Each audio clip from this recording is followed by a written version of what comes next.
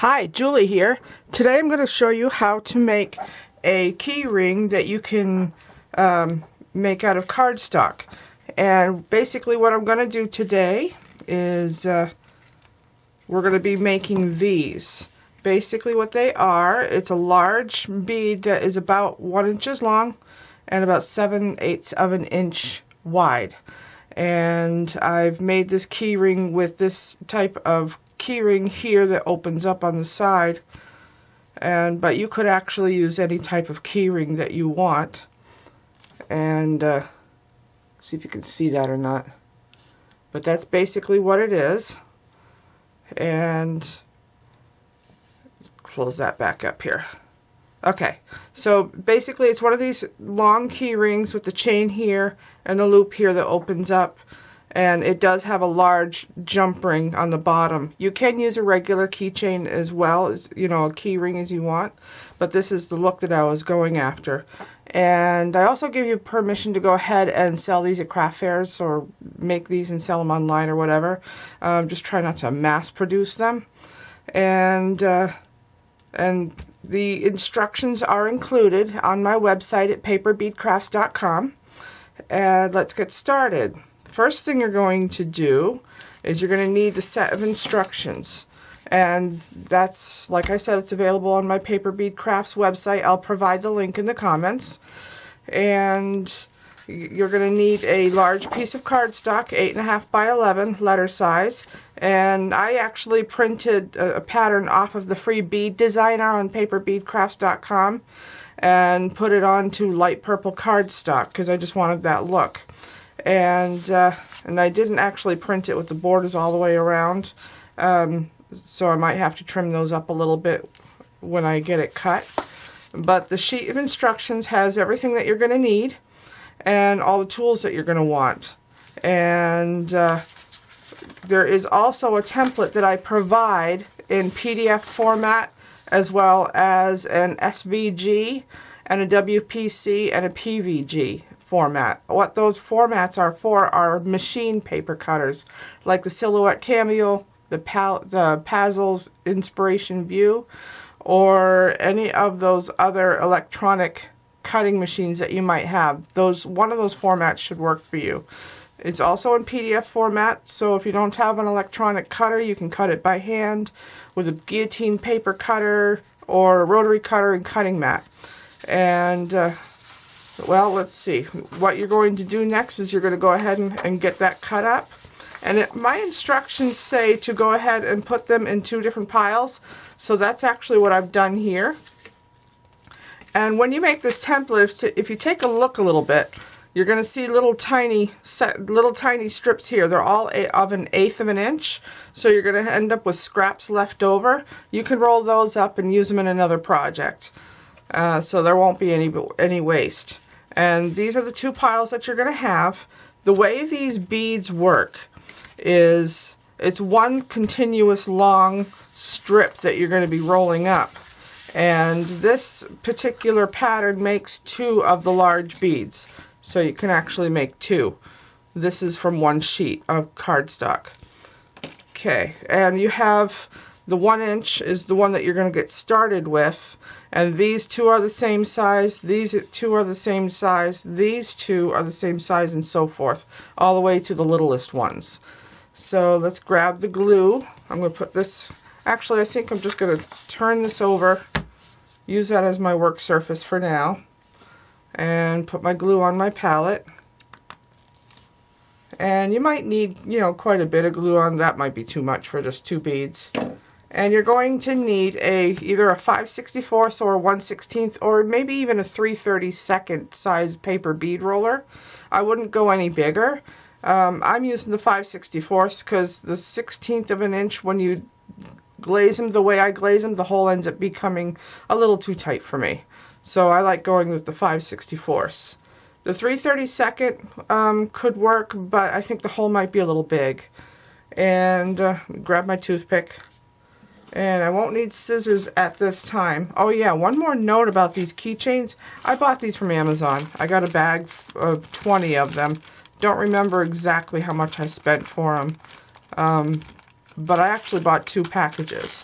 And that's just another note from Amazon. You might be able to get them at other good craft stores, like Michael's or Joann's or something like that. Okay, so you're going to take one of your stacks, and you should get 6 strips per bead. That's what you're going to need. And like I said, you're going to start with the wide end. This is the wide end. This is the narrow end. If you're not sure, you can fold them over like this and see which end is the wider end and start rolling on that side. Okay, and basically what you're going to do with each strip is the same thing that you're doing with the first and second strip. Let's just get this rolled up. And I don't glue it until the very end of the strip, so that way when I do finally take it off of my paper bead roller, if I need to adjust it, I can. So let me roll this up, roll this up. Let's keep on going. Put the glue on the end. And I'm using just a plain old white Elmer's glue. Any good tacky glue will work. Okay, and then just hold it there for a few seconds. And then you're going to pick up the second largest strip, which should be actually 7/8 of an inch at the wide end and 3/4 inch at the narrow end. See, I've got this end is a little bit narrow, so I go with this end, which is the next one. And what you want to do with that, go ahead and put the glue on the back side of this at the very top, and you're going to find the edge of the previous strip and you're going to butt it right up against it. You want to do this so that you have a smooth, continuous surface all the way around. And you want to hold it there a few seconds until it grabs so that you can roll it up.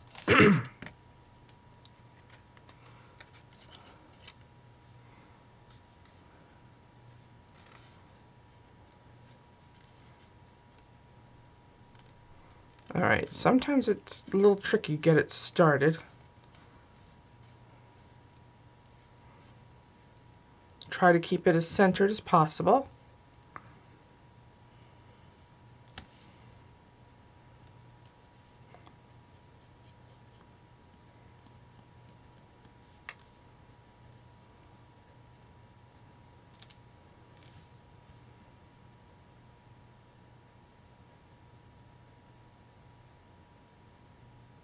Okay, so you're going to do that with the rest of the strips. Okay, so I'm on the very last strip, and I'm going to pick that up. It happens to be 3/8 inch at the wide end, 1/4 inch at the narrow end. And let's go ahead and put that on there. I like to hold it for a count of 10. 5, 6. Okay. And then finish rolling it up. Counting to 10 just kind of makes sure that the glue is set and it's holding. I'm just going to roll it and roll it.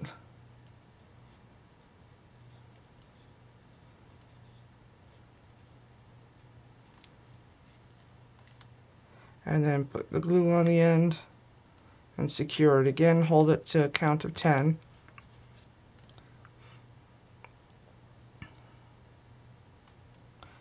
And you can work off getting your bead roller out. And like I said, it's a little bit misshapen, so you want to go ahead and shape it the way you want it. Okay, at this point you're going to go ahead and make your other one and get them ready to dip. Okay, so now that I have my 2 beads rolled up and ready to go, I'm going to go ahead and string them and get them ready for dipping. So what I have here is some 50-pound test fishing line with a crimp bead and a loop at one end, so I can hang it on my bead drying rack. And I'm going to go ahead and get ready to string these on and put them right through here. And you can do a whole bunch at once, but right now I've just got 2 of these made up. I've already made up a whole bunch of these keychains, like almost 20 of them. But I wanted to make a purple one. I didn't make a purple one. So I'm going to go ahead and put my crimp bead on. These are actually a 3mm by 3mm crimp bead, plenty big for the size 50-pound test fishing line. And it's really, you know, the crimp beads are really too big for me to use on my jewelry, so I'm using them on my glazing part of the process. And then I just take a flat nose pliers and I go ahead and squish the crimp bead, and it does hold. It holds pretty well. And this is ready for dipping and stringing. And when I do my dips, usually I do 4 dips of PC Petrifier and 2 dips of either Vibrance or liquid laminate. But for these, I wanted them to be extra protected, so I'm only doing 2 coats of the PC Petrifier just to enhance the color and to, you know, to soak into the paper a little bit to harden it. And then I'm doing 4 coats of either Vibrance or liquid laminate. Really, I use liquid laminate because I bought a gallon a few years ago, and I still have half a gallon left. So I'm going to use that up and then go back to Vibrance. Vibrance is a lot more expensive, but it is better. But liquid laminate's been really, really working well for me, and it's definitely adequate. And like these have actually 4 coats of the liquid laminate. I don't know if you can buy it today. I actually called the company and ordered a gallon bucket of it. So I don't think you'll be able to find them in the stores. Actually, I know you won't be able to find them in the stores. So, the PC Petrifier, I bought that at Amazon. I actually bought this container first to try it out, and I liked it. It was gone within a couple of weeks because I used a lot of it, 4 or 5 coats back then. Now I do 2 to 3 coats, and then 2 to 3 coats of the Vibrance or liquid laminate. And here's the Vibrance that I have. I like buying it by this big container and pouring it into a smaller container and dipping it into the smaller container. Okay, so with that said, the next step after glazing is going to be assembly. Okay, and so what you're going to need to assemble them is you're going to need flat nose pliers, a set of wire cutters, and you're going to need needle nose pliers. And you're going to need, per keychain, 2 of the size 6 clear e-beads, or whatever you want to use for your color. I'm using size 6 clear, and I got these at Walmart. And you're going to need, of course, your keychain right here. And you're going to need a 2-inch head pin. This actually happens to have a junk ring attached, and so I'm going to be attaching it to that. And this is a 2-inch head pin. Of course, if you use the other type of key ring where it's just a ring, you're going to need probably a jump ring also, but you want to make sure it's a heavy gauge jump ring. And then I have some little end caps, all different colors. I got these from Fire Mountain Gems, and they came strung on elastic like a little bracelet. And I just took it all apart, and this package happened to come in many different colors. And so I found colors that match the bead that I'm going to be using, which is a bright pink. And they're really tiny. They're about 6 to 8 millimeters in diameter. And see, I've already got one of the pink ones made, so I'm going to make the second pink one. Okay, so I get the head pin, and I grab my size 6 e-bead and stick that on there. Okay, and then I'm going to take my end cap and stick that up so that the cup is facing up, which is going to be actually toward the bead. Okay, so I'm going to go ahead and stick that in the bead. With this part, once you get all the beads made, this is the fast and easy part. Then you're going to put the other end cap on and stick that on there. And then that other E-bead or size 6 E-bead right here, stick that on there. Okay, then I like to make simple loops simply because they seem to be strong enough, but you could do a wrapped loop if you know how and if you want to, and use a longer head pin. 2 inches might not be long enough to do a good wrapped loop. So what you're going to do in this case, you're going to go ahead and bend it back. I like to cut it down to a little bit more, slightly more than 1/4 of an inch. Let's see if you can see that. Okay. Let that fly. All right. Then pick up your round nose pliers again and round it toward you. Make the loop as tight as you possibly can. Make it small and make sure that end kind of goes into the hole of the bead. That seems to be the best way to keep these from coming apart. Okay, make it somewhat tight. Okay, and then the next part, believe it or not, you're going to open up the jump ring on the keychain itself. And the way I do that is I find my end. See, it's already slightly off anyway. So I'm going to go ahead and grab I'm right-handed, so I'm going to grab my flat nose pliers and grab the right-hand side. And then I'm going to actually grab the other side with my needle nose pliers and give it a twist. You don't want to pull it up hard, you just want to twist it. And then you're going to put the bead, the simple loop on there, and then twist it back. My eyesight's not that good, so bear with me. Okay, and then you're going to twist it back until you hear a click or their two ends meet. And almost there. Do that just a little bit more. Okay, that feels good. And then make sure that that little split is on the top and pull your key ring to the top and it's done. Simple as that.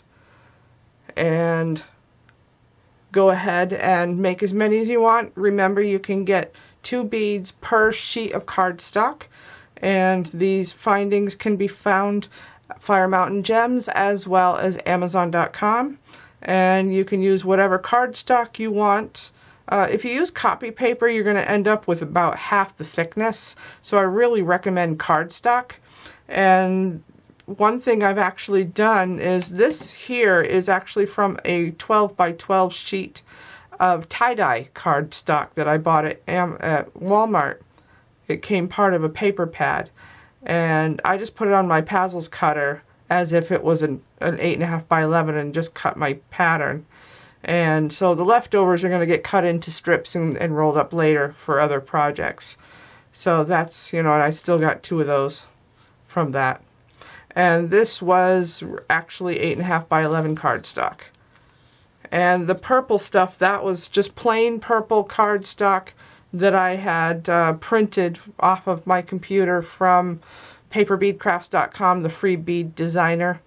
It was in the flower section, and it was a purple flower. Okay, and that's it for today. And subscribe to my channel if you want to see more of my videos. Sorry for my stumbling. It's been about a month or 2 since I've done a video. And until next time, thank you and have a great day. Goodbye.